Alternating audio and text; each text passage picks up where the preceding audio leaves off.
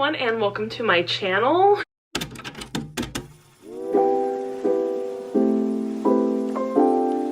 Today is November 3rd and I am finally doing my October wrap up. I feel like it's been literally forever since I've sat down and actually talked about books. I feel like my last, 3 videos have been vlogs, so I know that that's not everybody's favorite thing to watch. And I do apologize that I haven't put out any like dedicated book videos in a little while, but I've just been doing a lot of fun things lately and I like to take you guys along with me. But for those of you who don't really like vlog content and are looking for more book content, here we are. We are doing the wrap up for October, and I ended up reading 5 books last month, which I feel like is not too bad, not too great. I'm gonna personally blame my New York trip for the fact that I only finished like 5 books last month, because I ended up not finishing any books while I was in New York, so that happened. But yeah, I am really excited to talk about these books, and I'm first going to start with the book Unse by Ivelisse Hausman. And I ended up reading this book kind of for the Latinx Book Bingo Readathon, but also for Latina Heritage Month,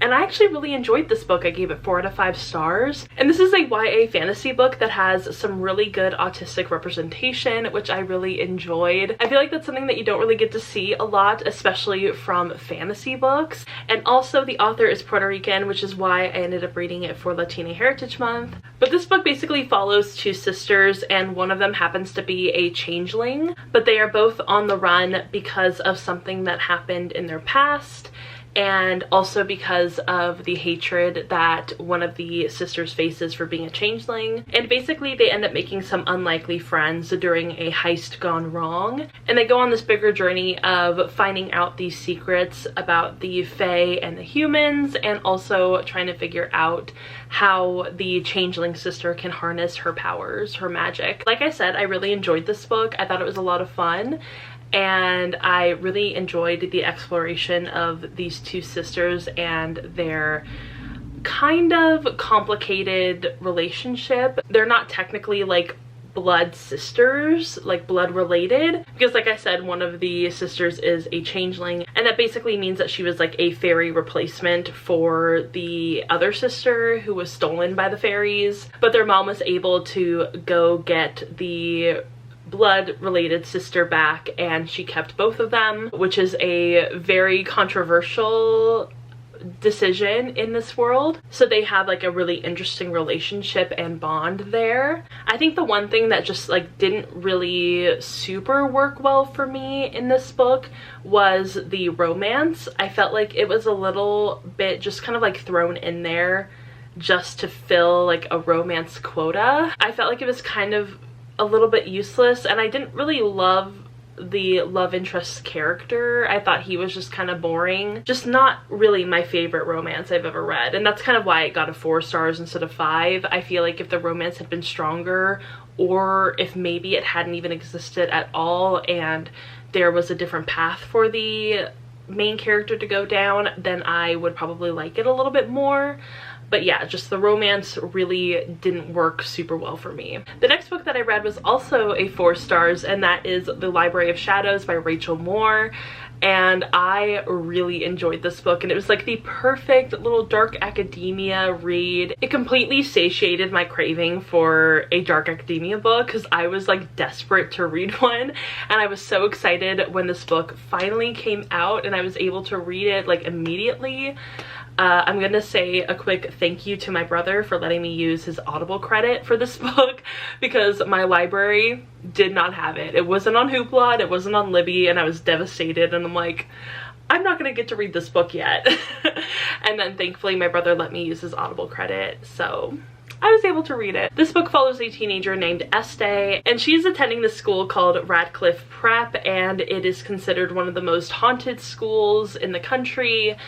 And her father actually attended this school back when he was a teenager, and she has been wanting to go there in order to follow his legacy and hopefully to find out more about him, because he passed away a few years ago, and ever since then she has wanted to feel more connected to her father. But when she arrives at Radcliffe Prep, she ends up meeting a ghost, and they kind of form a little bit of a kind of like a tenuous alliance at first, but they slowly become friends. And this was actually a lot of fun for me to read because I don't think I've ever read a romance or like a paranormal romance where one of the characters is a ghost. So that was a lot of fun to read, and I really enjoyed this romance. I felt like it was so well done, and the love interest was absolutely everything. He was just so charming and so perfect as a love interest, and also really interesting, and he had a lot of history within the school. But yeah, I feel like if you're looking for a really fun YA dark academia, this is like the perfect route to take. And I think it's just a really fun alternative to something like Catherine House, where that one's a little bit more serious and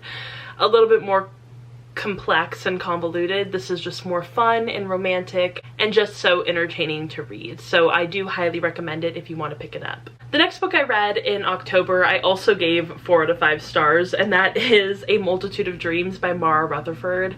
And I really enjoyed this one. It's loosely inspired by Edgar Allan Poe, and it takes place in this kingdom that has been ravaged by a plague. And the king has decided that everybody who is in the castle has to be locked within the castle, everything has to be boarded up, and nobody can leave. But what he doesn't know is that one of his daughters, I think the youngest princess, has been switched out for a commoner, and she has to basically keep up the charade for the sake of the king and everybody else in the castle. And outside of the castle there's this boy named Nico, and he used to have status. His family used to be some sort of like nobility until the plague hit, and then he lost everything, and he has been relying on the generosity of a nearby lord who ends up sending him and a few other guys out to kind of check on this castle and be like, what's going on over here, because it's been boarded up for years and nobody knows if the king is still alive or if anybody in there is still alive. So that's kind of how Nico and this princess end up crossing paths, and everything ends up changing. So yeah, it was a really interesting book. I thought it was really well done, and it actually kind of reminded me a little bit, at least in like tone and execution, of The Vampires of El Norte. Like it really reminded me of that book. I don't know why. And I think it's because they both use fantasy metaphors in order to show oppression and bigotry and things like that. So they both do that really well. But I think with A Multitude of Dreams, similarly a little bit to The Vampires of El Norte, is that I wish that this book had pushed it just a little bit further. Like I wish it had been just a little bit more weird, especially since it is so heavily inspired by Edgar Allan Poe. I love Edgar Allan Poe. I love all of his short stories and everything like that, but I just felt like the weirdness factor could have been pushed a little bit further. The second to last book I read was The Wedding Crasher by Mia Sosa, and I believe I also gave this 4 out of 5 stars. I feel like every book I read in October was a 4 out of 5 stars. And this is actually part of the same series as the book I read last month, not last month, but like in September, and that was The Worst Best Man. So this is kind of the sort of sequel book to that. And this book follows Solange, and she is a really big romantic, and she is actually helping one of her cousins plan this wedding. And on the wedding day she ends up overhearing this conversation between the bride and somebody else, and they are basically trying to get the bride to not go through with the wedding because they know that the bride really isn't into it. And Solange, being the romantic that she is, ends up stopping the wedding and objecting to the marriage, which kind of foils the groom's plan of getting into a marriage of convenience. I have to say this feels really convoluted to try to explain, but basically in the synopsis it says, then he learns he might not land an assignment that could be his ticket to a promotion unless he has a significant other, and in a moment of panic, Dean, the groom, claims to be in love with the woman who crashed his wedding. Now Dean has a whole new item on his to-do list: beg Solange to be his pretend girlfriend. Solange feels a tiny bit bad about ruining Dean's wedding, so she agrees to play along.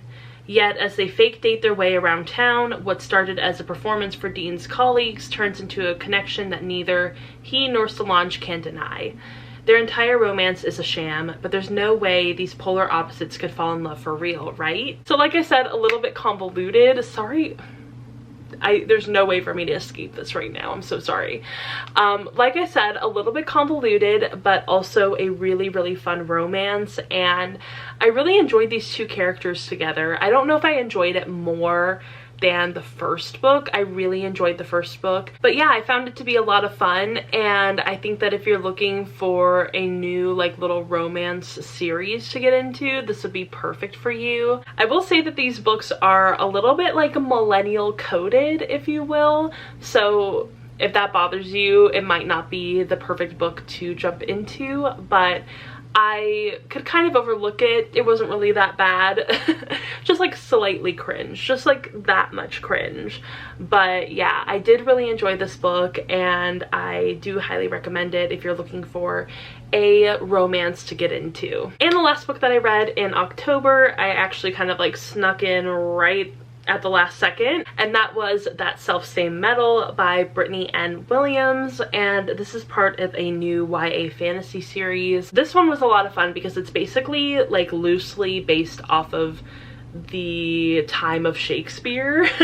So it has a bit of like that historical element to it, which is a lot of fun. In the synopsis it says, a stunning YA fantasy debut about a black girl and sword expert fighting a Fae uprising in Shakespearean London. And this book follows Joan, and she is 16 years old. She is, like it said, a sword expert, and she helps sort of choreograph the sword play in the Shakespeare plays that they put on, literally with Shakespeare in his acting troupe. And it says that Joan's skill with her blades comes from a magical ability to control metal, an ability gifted by her head Orisha Ogun.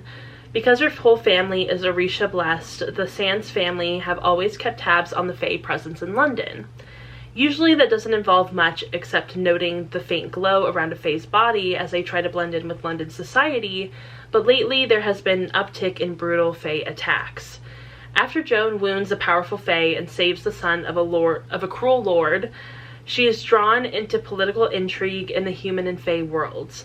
Swashbuckling, romantic, and full of the sights and sounds of Shakespeare's London, this series starter delivers an unforgettable story and a heroine unlike any other.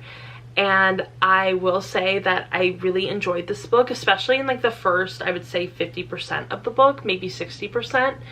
But I did feel that as it went on, it felt a little bit like it had sort of lost that magic that I was really enjoying. It wasn't hitting quite as hard as I wanted it to. It almost felt like it was losing steam as the book progressed. And I'm not sure why that is necessarily. Like, I don't know if I could pinpoint exactly where I felt like it started losing steam, but I just felt myself starting to pull away further and further from the story until I got to the end where I just kind of felt like, okay, that was over. That was it. It just didn't hit quite as hard as I was expecting it to, which is a little bit of a bummer because, as you guys know, I love Shakespeare, and I was really, really excited to read this book when I found it, but it's just not one of my new favorites, and I don't think that I will be continuing with the series, unfortunately. Not that I think that this is a bad book by any means. I do still recommend that you check it out, especially if you like Shakespeare, but it just wasn't necessarily my personal cup of tea. Okay, so those are all the books that I read in October, and I hope you guys enjoyed this wrap up. I felt like I was a little bit rusty when I was filming this because I honestly have not talked about books, at least in a serious way, in so long. So I'm gonna have to get that sort of rhythm back a little bit, but I did really want to talk to you guys about these books. I felt like October was an okay reading month for me. It wasn't like the best by any means, but it wasn't the worst. So I think that that's kind of another reason why it was a little hard to talk about these books, because A, I feel so far removed from them now, and B, I just don't really have a lot of like strong emotions about any of these books. They were all just sort of like good, you know what I mean? They were fine. But I do highly recommend any of these books if you're interested in checking them out. Definitely, by all means, go check them out. Hopefully in November I will have some more strong emotions about the books that I'm currently reading. So yeah, I hope you guys all enjoyed this wrap up, and if you did, go ahead and give it a thumbs up and subscribe to my channel. Also go ahead and follow me on Instagram, Twitter, Goodreads, Storygraph, TikTok. All the links are down below, and I will see you all in my next video. Bye! Ooh, I thought it'd be me and you.